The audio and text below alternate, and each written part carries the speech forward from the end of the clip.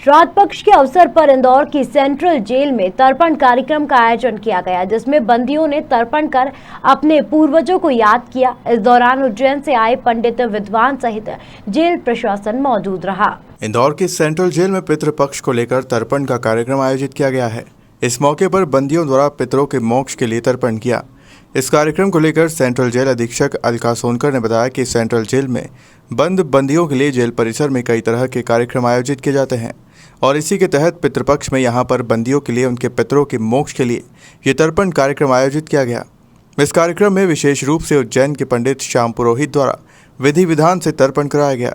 भारतीय संस्कृति में जो है पितृ ऋण बहुत बड़ा ऋण माना जाता है और पितृ मोक्ष अमावस्या, ये जो पितृपक्ष के 15 दिन हैं, ये ऐसा माना जाता है कि हमारे जो भी पूर्वज हैं वो धरती पे अपने बच्चों को आशीर्वाद देने के लिए, उनसे मिलने के लिए आते हैं और ये हम सभी का कर्तव्य है कि हम अपने उन पितरों को जो हमारे जिनको हम जानते हैं, जिन्हें हम नहीं जानते हैं, जो हमारे पूर्वज रहे हैं, उनको हम इन 15 दिनों में याद करें और उनसे आशीर्वाद लें। इसी तारतम्य में केंद्रीय जेल इंदौर में इस बार पुनः जो है उज्जैन से पंडित जी को बुला करके हम लोगों ने जो है ये कार्यक्रम यहाँ पे आज किया है। उज्जैन से पंडित श्याम जी जो हैं वो केवल बंदियों को यहाँ पितरों के तर्पण के कार्यक्रम के लिए पिछली बार भी आए थे और इस बार भी, और उद्देश्य सिर्फ यही है क्योंकि उज्जैन हमारे यहाँ का ऐसा एक तीर्थ स्थान है और सिद्धवट जहाँ की मिट्टी को लाते हैं ये अपने साथ में, ताकि इन्हें वही फल प्राप्त हो जो उज्जैन जाकर के इनको अपने पितरों के तर्पण करने से मिलता।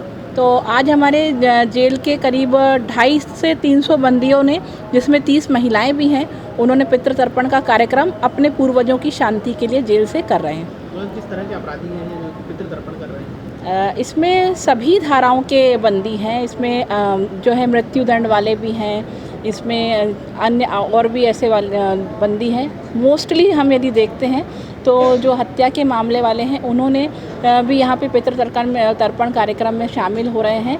ना सिर्फ वो अपने पितरों से जो है आशीर्वाद ले रहे हैं, बल्कि कहीं ना कहीं ये भाव है यदि जाने अनजाने उनके हाथों से किसी की मृत्यु कारित हुई है तो उनसे भी एक क्षमा याचना है, उनको भी 2 फूल अर्पित कर रहे हैं ताकि वो भी उन्हें क्षमा करें। पितृदेवाय नमः।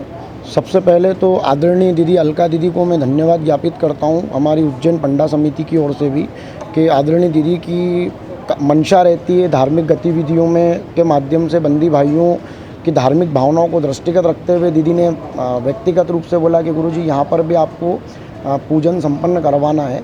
तो आज हमने इस केंद्रीय जेल परिसर में बंदी भाइयों की धार्मिक भावनाओं को दृष्टिगत रखते हुए इनके दिवंगत पितरों के निमित्त यहाँ पर जो तीर्थों में हम पूजन कराते हैं उसी पद्धति से, उसी क्रम से और उन्हीं सामान साहित्य इत्यादियों के साथ यहाँ उपस्थित होकर के पूजन कर्म हम संपन्न करा रहे हैं। हम देखिए शास्त्रोक्त में हम देखें तो पितृ ऋण, अगर कोई जातक पितृ ऋण से ग्रसित हो तो वो पितृदोष की श्रेणी में भी आ जाता है और पितृदोष अगर जातक को लगा है तो उन कारणों से कभी कभी ये स्थितियाँ निर्मित हो जाती है जिनके कारण ये आज यहाँ है। तो अपनी समस्त गलतियों की क्षमा प्रार्थना का लिए और हमारे बंदी भाइयों को इस परिसर में वही पुण्य मिले जो तीर्थ में बैठ कर के अन्य लोग श्रद्धालु जो वहाँ जाकर के पूजन करते हैं, तो उसी के दृष्टिगत उन सामग्रियों को यहाँ ला करके समाहित किया है, दिया गया है, ताकि इस पूजन का पूरा पुण्य फल इन्हें यहाँ करने से भी वही मिले जो तीर्थ में आकर के व्यक्ति करते हैं। पंडित श्याम पंचोली, तीर्थ पुरोहित, पंडा लाल घोड़ीवाल। गौरतलब है कि पितृपक्ष के दौरान पितरों के तर्पण के साथ उनके प्रति श्रद्धा अर्पण के इस पक्ष का हिंदू शास्त्रों में काफी महत्व है। यही वो समय है जब हम श्राद्ध कर्म करके पूर्वजों को संतुष्ट कर उनका आशीर्वाद प्राप्त करते हैं। इंदौर से हार्दिक प्रजापति की रिपोर्ट।